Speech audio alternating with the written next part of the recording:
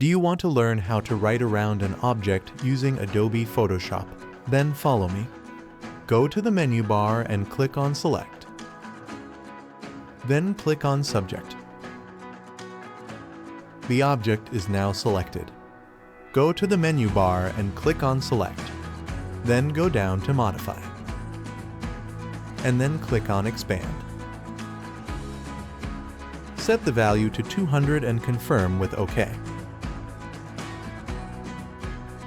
Now go to Toolbar menu and select Rectangular Marquee tool. Then right-click on the selected area and click on Make Work Path.